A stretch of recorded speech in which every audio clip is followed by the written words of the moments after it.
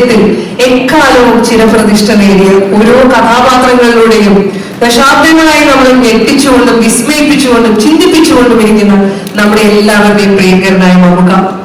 വിൽക്കാനുള്ള സ്വപ്നങ്ങൾ എന്ന സിനിമയിലൂടെ എം ടി സാറിന്റെ തിരക്കഥയിലാണ് അഭിനയമോഹിയായ ഒരു ചെറുപ്പക്കാരനായിരുന്ന മമ്മൂക്ക ആദ്യമായി സിനിമയിൽ ഒരു ശ്രദ്ധിക്കപ്പെട്ട വേഷത്തിൽ വരുന്നത്. അതിനുശേഷം അടങ്ങാത്ത തൃഷ്ണയോടെ എം ടി സാറിന്റെ തിരക്കഥയ്ക്ക് വേണ്ടി ആഗ്രഹിച്ച് തൃഷ്ണയിലൂടെ, പിന്നീട് അടിയൊഴുക്കിലൂടെ, വടക്കൻ വീരഗാഥയിലൂടെ, പരസ്യരാജയിലൂടെ എണ്ണം പറഞ്ഞ കഥാപാത്രങ്ങൾ, എം ടി സാറിന്റെ തിരക്കഥയിലുണ്ടായ കഥാപാത്രങ്ങളെ അന്തർവാളികളിൽ നമുക്ക് ഓരോരുത്തർക്കും എക്കാലവും വിസ്മയം പൂർത്തിയാക്കുന്ന ക്ലാസിക്കുകളായി നമുക്ക് നൽകിയ മലയാളത്തിന്റെ ഏറ്റവും പ്രിയങ്കരനായ നമ്മുടെ എല്ലാവരുടെയും ഹൃദയത്തിൽ എന്നും ഒന്നാം സ്ഥാനമുള്ള മമ്മൂക്ക.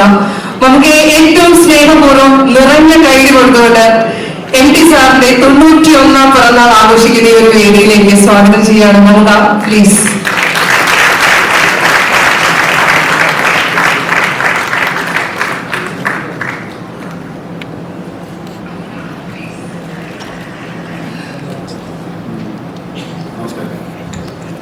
പൊതുവെ അല്പം സ്വഭാവമുള്ള ആളായതുകൊണ്ടാണ് ഇവിടെ പിടിച്ചെടുക്കാൻ വേണ്ടി കൊണ്ടുപോകുന്നത്. ഈ സാധാരണ മലയാളത്തിൽ സംഭവിക്കാത്തൊരു സായാഹ്നമാണ് നമുക്ക് ഇന്ന് ഇവിടെ ഉണ്ടായിരുന്നത്. ഇപ്പോൾ ആന്തോളജി വിഭാഗത്തിൽ ഒരുപാട് അപൂർവമായിട്ടും ഉണ്ടാകും. പക്ഷെ നമുക്ക് ആരുടെ മുമ്പിലും ധൈര്യമായിട്ട് പറയാവുന്ന ഒരു ആന്തോളജി ആയിരിക്കും മലയാള ഭാഷയെ സംബന്ധിച്ചിടത്തോളം മനോരഥങ്ങൾ. മനോരഥങ്ങൾ എഴുത്തുകാരന്റെ മനോരഥത്തിൽ കയറി പോകുന്നതാണ്, കാഴ്ചകളാണ് നമ്മൾ കാണുന്നത്. അതിനേക്കാളും വലിയ ചേർന്നൊരു പേരും ഉണ്ടാവാൻ സാധ്യത കുറവാണ്. എന്നെ സംബന്ധിച്ചിടത്തോളം ഞാൻ വളരെ വ്യക്തിപരമായിട്ട് എം ടിയുടെ ഇടപെടാനാണ്, ഒരുപാട് കാര്യങ്ങളായിട്ട് പറയാനുണ്ട്. പക്ഷേ അദ്ദേഹത്തിന്റെ ഒരു വളരെ പ്രത്യേകത എനിക്ക് ഇപ്പോഴും മനസ്സിലാകാത്തത്, അത്ഭുതപ്പെടുത്തുന്നത് അദ്ദേഹത്തിലുള്ള ചെറുപ്പമാണ്.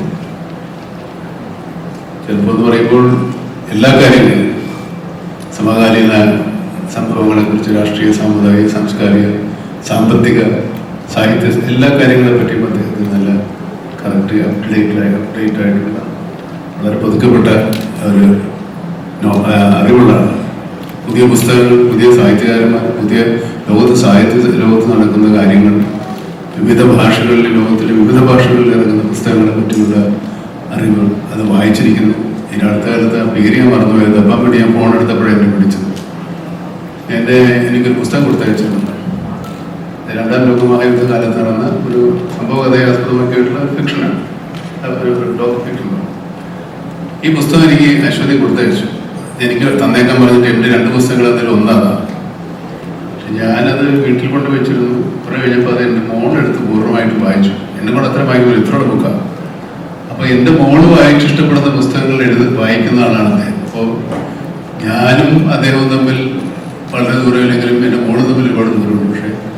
പക്ഷെ വായിക്കുന്ന, അവരറിയുന്ന സാഹിത്യത്തിലേക്ക്, സാഹിത്യ കാലത്ത് ജീവിക്കുന്ന ഒരാളാണ്. സാഹിത്യ രംഗത്ത് എത്രത്തോളം അപ്ഡേറ്റഡ് ആണ്, എത്രത്തോളം തികച്ചും മുന്നോക്കി സഞ്ചരിക്കുന്ന ആൾ തന്നെയാണ്. പിന്നെ കടുകണ്ണാവ ഒരു കഥ മാത്രമല്ല, 2 കഥകളാണ്. അവളുടെ ഓർമ്മയ്ക്കും അല്ലേ, ഇതിൻ്റെ ഓർമ്മയ്ക്കും. ഈ സിനിമ ഒരു വലിയ സിനിമയാക്കാൻ ഞാനും ജീവിതത്തിൽ കൂടെ നോക്കിയതാണ്. കുറെ വലിയ കഥ, ഒരു പൂർണ്ണ സിനിമയായിട്ട് ഈ 40-30 മിനിറ്റിലല്ലാതെ 2 മണിക്കൂറിലുള്ള സിനിമയാക്കാൻ വേണ്ടി അദ്ദേഹത്തെ സമീപിച്ചു. അതിൻ്റെ തീരുമാനമൊക്കെ ഉണ്ടായത്. അതിൻ്റെ ഒരു വൈകല്യ കാരണം, ഈ സിനിമ എടുക്കുമ്പോൾ ഞങ്ങൾ തമ്മിൽ അതിൻ്റെ ഒരു വൈകാരികമായ അടുപ്പം കൊണ്ട് ഇത് തന്നെ ഞങ്ങൾ ആക്കാമെന്ന് തീരുമാനിച്ചതാണ്. വേറെ ഒരുപാട് കഥകളുണ്ട്. ഇതിന് എല്ലാത്തിലും അഭിനയിക്കാൻ എനിക്ക് ആഗ്രഹമുണ്ട്. എല്ലാം എനിക്ക് തരില്ലാത്തതുകൊണ്ട് എനിക്കൊന്നേ കിട്ടുള്ളൂ. അതാണ് കടുകണ്ണാവ നിന്റെ ഓർമ്മയ്ക്ക്. അതിൽ കടുകണ്ണാവെന്ന് മാത്രമായിട്ടില്ല. ഞങ്ങളിത് എൻ്റെ എന്താ പറയുക, കുറച്ച് ആത്മാംശമുള്ള സിനിമയാണ്, അതെയാണ്. അതിൽ 2 വേഷമാണ് എന്നോട് ചെയ്യാൻ പറഞ്ഞിരുന്നത്. പക്ഷെ പിന്നെ അതും ചുരുങ്ങി ഒന്നായി. അങ്ങനെ മൊത്തത്തിൽ എന്നെ കുറുക്കിയെടുത്തിരിക്കുക സിനിമയിൽ. കുറച്ചേ ഉള്ളൂ, പക്ഷെ നല്ല ഒരു നൊസ്റ്റാൾജിയ ഉണ്ടാക്കുന്നൊരു സിനിമയാണ്. നമ്മുടെ സിനിമ പലരും എം ടി വായിക്കാൻ തുടങ്ങിയ കാലത്തുണ്ടെങ്കിൽ അങ്ങനെയുള്ള സിനിമകളെ നമുക്ക് ഇഷ്ടപ്പെടാൻ തുടങ്ങിയ കാലത്ത് തറവാടും വിദേശത്ത് പോയി അച്ഛനൊക്കെ ആയിട്ടുള്ള ഒരു കഥ. അത് രഞ്ജിയാണ് ഡയറക്റ്റ് ചെയ്തിരിക്കുന്നത്. ഞങ്ങൾ സിലോണിലൊക്കെ പോയി ഷൂട്ട് ചെയ്തതാണ്.